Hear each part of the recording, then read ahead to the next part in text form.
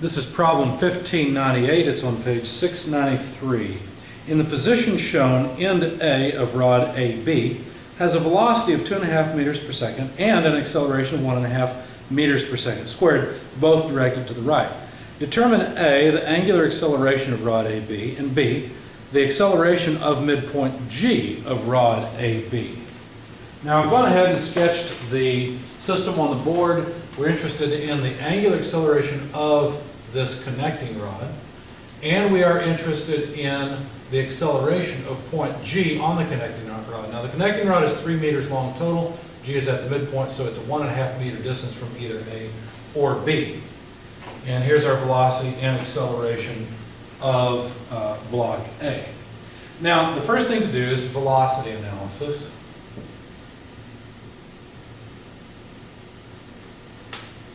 And if we sketch the system to locate instant centers, let's see, about a 30-degree angle. The slider is horizontal, so that's perpendicular to this line. Let's put some numbers on our bodies. 1, 2, 3, sliders 4. Then I12 is at the pivot between body 1 and 2. I23 is at the pivot between 2, 3. I34 is there. And then the instant center between bodies 1 and 4 is at infinity along the line perpendicular to the sliding direction of motion of body 4. Now, if we connect 1, 2 with 2, 3, the common is 2, therefore I13 has to be on this line. If we connect 1, 4, which is at infinity, with 3, 4, the common is 4, I13 has to be on this line. What does that tell you? Well, these two lines only intersect at infinity, and therefore I13 is at infinity. What does that mean about body 3? Well, it means something very important. If the instant center, in other words, if the point where body 1, ground, and body 3 have the same velocity is at infinity, well, that means that 3 is not rotating. So the angular speed of body 3 is 0 from this analysis. Another thing that means, therefore, is that the velocity of point B is equal to the velocity of point A, because there's no angular speed between the two.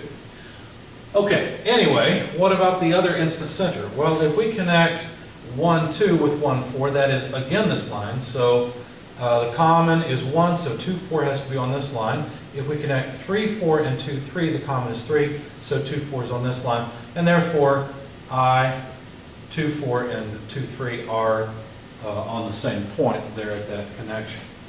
All right, so what can we do with this information? Well, we've already got the angular speed of body 3.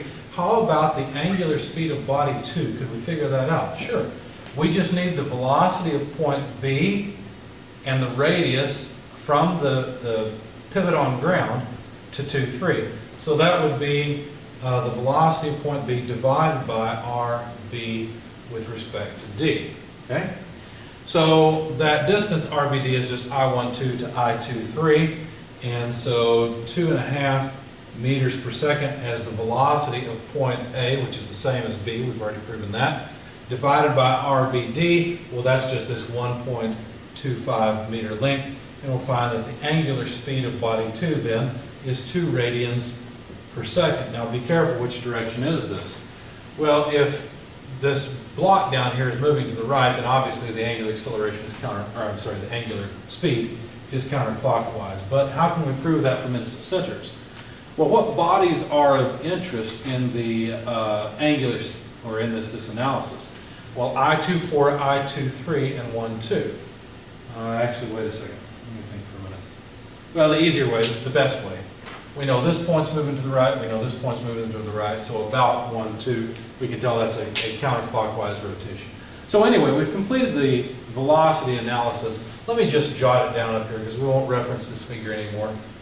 Omega BD is 2 radians per second counterclockwise. And what else did we learn? Let's see, that the velocity of B equals the velocity of A, although that's not particularly useful anymore. Mainly what we needed was the angular speed of body 2, and of course the angular speed of body 3. So the angular speed of BA or AB is 0. Okay, so that's what the velocity analysis tells us. So now we don't need this anymore. I might erase it in a moment if I need the space. Now let's continue into the acceleration analysis. The question is, what's the angular acceleration of AB, and what's the acceleration of point G? Well, to find that, we have to talk about the acceleration of B from two sides. We have to move from D to B because, and why from D to B? Well, notice that D constrains the motion of B. B can only move in a circle. If you try to go from A to B only, what you'll find is that you have too many unknowns because the angular acceleration of AB comes into the equation. You'll see that in a moment. So we'll have to write the acceleration of B in two ways. We'll write that the acceleration of B is equal to the acceleration of D, which is 0, plus the relative acceleration of B with respect to D. Okay, let's expand this just a little bit. The acceleration of B with respect to D has a normal component. So if we're thinking of D as the reference and B just rotating around it, well then the normal direction is up. And so let me attach a coordinate system, a regular XY coordinate system. And so this is just a J direction acceleration. How about the tangential acceleration? Well, if body 2 is accelerating, I would assume it would be counterclockwise, just because that's the normal assumption. And so that would be an acceleration B with respect to D tangent in the I direction. Okay, it's going to be off to the right. Because again, if we're thinking about B's motion about D, a positive angular acceleration of body 2 would cause a motion to the right in the relative sense. Okay? Now let's expand those terms just a little bit, because this would be omega of body 2 times RB with respect to D in the J direction, plus alpha of body 2 RB with respect to D in the I direction.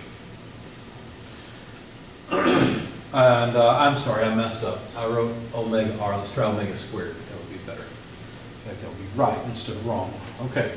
Now, how about writing the acceleration of B from the other direction, from point A? Could we do that? Sure. It would be the acceleration of point A plus the relative acceleration of B with respect to A. Okay?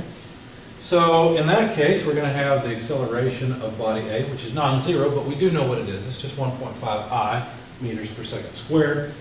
But then this relative acceleration of B with respect to A will again have a normal and tangential component. So acceleration of B with respect to A in the normal direction, let me just write that as a vector, plus the acceleration of B with respect to A in the tangential direction. I mean, what's the normal and tangential direction? Well, now we're thinking about B moving about A. So now the normal and tangential direction for B with respect to A, there's the normal direction. And the tangential direction, well, let's see. If we again assume positive acceleration for AB, then there's our tangential direction. Okay?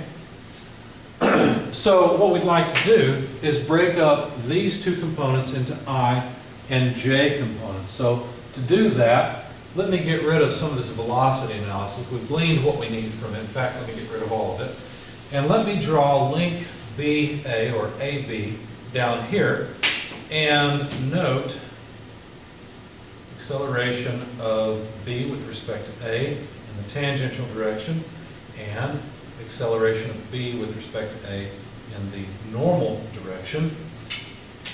And now I should be able to break it up fairly easily. The angle of interest, this 30-degree angle is here. And let's see, therefore that angle is also there, and it's also there. Okay? So now we know how we can break up the tangential and normal components, so let's do it next. All right, so we've got acceleration of A. Now, since the acceleration of A is just in the I direction, let me expand that term just a little bit to give a nod to that fact. If I break up the normal component first, I'd have acceleration of B with respect to A, normal piece, but I only want the component from the normal piece in the x direction. So that's going to be a cos theta piece. So cos theta I. And that's not all there is to this piece. There's one more. There's the tangential, there's the y piece, because notice the vector has a negative y component. So that's going to be plus acceleration of b with respect to a. It's still contributed from normal, but now we've got a minus sine theta j. Okay, so there, in fact, let me just go ahead and pull the minus sign out here. Okay, now that's not the only thing. So this term gave rise to 2. This one, this tangential piece, will give rise to a negative j and a negative I component. So let's write that, plus acceleration b with respect to a from the tangential contribution. And I may as well just put negative signs on these. So it'd be sine theta I, okay, because if my angle is up here, then this piece down here, the horizontal piece, is a sine piece, minus acceleration of b with respect to a in the tangential direction, cosine theta j. All right, so now we've broken up the acceleration, the normal and tangential acceleration, into their components along the coordinate system. And now these two accelerations, the acceleration of point B, have to be exactly the same. So we can write this piece first on the left-hand side, omega 2 squared RB with respect to dj plus alpha 2 RB with respect to di. I'm going to put that on the left-hand side, equals the, let's see, oh, let me note something quickly. We know something really important here. I should have noted this at the beginning. We know that the angular speed of AB is 0. So since this is going to come out, or since this is going to have an omega squared R type of term, where this is the omega of body 3, angular speed, well then we know that these two terms go away for us nicely. Okay? So that'll simplify it. So all I have to copy down is acceleration of A in the I direction, and then the two terms that are from the tangential acceleration, ABA, tangent, sine, theta, I. I'm going to leave the tangent. In fact, actually, let me plug it in, because this is going to be an alpha times R. So this will be alpha. We're dealing with body, let's see, AB, so that's body 3. So alpha 3 RB with respect to A, so that expands this term just a little bit. And then for the next term, same thing, alpha 3 RB with respect to A, but now cos theta J. So here's our equation. Here's our vector equation with both x and y components. And so let's take the x components first. X components, we've got alpha 2 RB with respect to D equals acceleration of A minus alpha 3, let's see, what am I doing? I'm doing I components, yeah, so RB with respect to A sine theta, and that's it. Okay. Let me call this equation 1, because notice I can't solve it yet. I don't know alpha 3, and let's see, I know the acceleration of A. What am I missing here? Alpha 2. I don't know alpha 2. I don't know alpha 2 or alpha 3, so I can't solve that one yet. So I'll call that equation 1 and set it aside for a minute, put it on the back burner. Now let's take the y components of the equation. Omega 2 squared RBD equals, and over here in the J, negative alpha 3 RB with respect to A cos theta. Notice the only unknown here is alpha 3. If you ended up with a problem where alpha 2 and alpha 3 are both unknowns, then you have to substitute. You have to solve for either alpha 1 or alpha 2 or alpha 3, plug it back in, and then solve it out. Fortunately, this equation does not have alpha 2 in it, so it's pretty simple to solve for alpha 3 and get it by itself. So alpha 3 then is negative omega 2 squared RB with respect to D divided by RB with respect to A cosine theta. Okay, so essentially all I did is divide out the negative RBA cos theta over here, and now we've got alpha 3 by itself. So plugging in the numbers, the angular speed of body 2 is 2 radians per second. To save space, I'm going to skip the units because I know it will be consistent. Notice that the units of the two lengths will go away, and we'll have units of radians squared per second squared, but the radians, one of the radians can go away for free. So we'll get radians per second squared for alpha 3. Anyway, RBD itself, the magnitude cannot go away. It's 1.25 meters. RBA is 3 meters. Again, I'm dropping the units. Cosine of 30 degrees. Plug all of that into your calculator, and you will find that alpha 3 is equal to about negative 1.925 radians per second squared. Note that this is clockwise since it is negative. Remember, I assumed that alpha 2 and alpha 3 were both positive. I found that, in fact, alpha 3 is negative. It's like this. So the body is accelerating in this direction, which means that the connecting rod is actually gaining speed in the clockwise direction. Okay? Now, that doesn't mean it's moving clockwise right now. In fact, it's not moving clockwise at all. But it makes sense because if A moves over, then the body has to raise a bit, and that would be a clockwise rotation. So this result makes sense, but I should write radians, not ray. So there's alpha 3. We can get alpha 2 from equation 1. Let me erase some of this because I'm running out of space. Well, I'll tell you what, actually, let me work on the next line. So we'll pull down equation 1 and say then, solving for alpha 2, we get acceleration of A, okay, minus alpha 3 RB with respect to A sine theta. All that's the same, but we need to divide by RB with respect to D. Okay, so now we can plug in the numbers. Acceleration of A is 1.5 meters per second squared to the right. We plugged it in positively, noting that it only had a positive I component. We've just found alpha 3. Remember, we assumed it was positive, so we have to plug it in as it really is. It's really negative, so that's negative 1.925.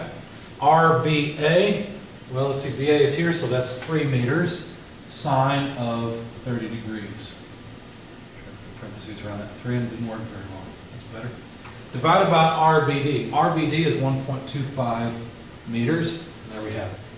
Plug this into your calculator, you'll find that this is about 3.509 radians per second squared, and note it is counterclockwise. Okay, so not surprisingly, since A is accelerating off to the right, BD has to accelerate counterclockwise to keep up. All right, now that wasn't really what they wanted us to find. We found the angular acceleration of AB. Okay, that's one of the things we were asked to find. It's negative 1.925 or so radians per second squared. We've done that. What about the acceleration point G? Well, now we need another relative acceleration equation. Let's do that next. And we've got a couple of choices. We could go from A to G, or we could go from B to G, because we actually know the acceleration of all those points. Now, we haven't calculated the acceleration of point B itself, as I recall, so why don't we go from A? So the acceleration of point G is the acceleration of point A plus the relative acceleration between G and A. Now, again, A only has acceleration in the I direction. Let me expand it. But the relative acceleration of G with respect to A could potentially have a normal piece and tangential piece. But we know it can't have a normal piece. Why? Because this is going to be an omega 3 squared R type of term, but omega 3 is 0. So we know that that one's gone. So I only have to deal with the tangential piece. Okay, let's continue. Acceleration of A in the I direction plus acceleration of G. Tell you what, let me go ahead and expand it. This is going to be alpha 3rg with respect to A. Notice this distance is a distance we have not used yet, but it's the proper distance. And this is a tangent piece. Okay, so I don't need that T anymore. But I have to figure out what direction to write that in. So let's think for a moment. We're considering AG. So A is our reference, and G has a tangential component. In what direction? Well, I'm going to plug in alpha 3 as it really is. Okay, so I'm going to assume alpha 3 is positive. Of course, it's really negative, but I'll let the sign fix itself in the equation. So in that case, the tangential direction for G about A is like this. Obviously, the normal direction is going to end up like this. And I will have to convert this vector, both of these vectors, in fact, to our well, I don't have to deal with this one. There is no normal acceleration. We already figured that out. But I will have to convert this tangential vector into components along the x and y direction. So here's the angle theta, which is our 30-degree angle. And so if I want the eyepiece first, notice both x and y are negative. And so since that's opposite, that's going to be a negative sine theta in the I direction. And then we'll have plus the angular acceleration, body 3, rg with respect to A. So we can talk about the linear tangential acceleration. Okay, but now, so this piece gave rise to over here, but there's another piece here that we're working on. And so this piece is going to be a negative cosine theta j piece. Okay, because again, it has a negative j and a negative I component. Okay? Now, understand in reality, this tangential vector is in the other direction, because in reality, AG is rotating clockwise, right? But as long as I plug in a negative number here, that will fix both of these and make them both positive. Okay? I'm just trying to be consistent here. All right, now there's really no need to separate this out into components. I just want the full acceleration of point G. So I just need to plug in what's known. So the acceleration of A in the I direction, in fact, let's do it all at once. We've got acceleration of A in the I direction, 1.5 meters per second squared, and then minus a negative 1.925 radians per second squared times RGA, which is 1.5 meters times sine of 30 degrees. Notice I already pulled this negative sign out over here. This negative sign came from the fact that alpha 3 is negative. Okay, so that's the I piece plus, let's see, better yet, no, let's do it this way. Minus from the cosine, negative 1.925 from alpha 3, RGA, 1.5 meters, cosine 30 degrees in the j direction. Okay? Plugging all of this into our calculators, we'll find that the acceleration of point G, make sure I got all this right, I was doing it at the board rather than following my notes. Yeah, that's fine.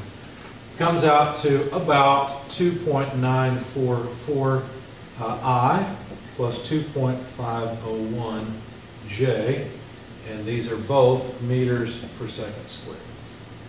And there's as far as I will go. I believe your author wants magnitude and direction, but you can get that from this vector without my help.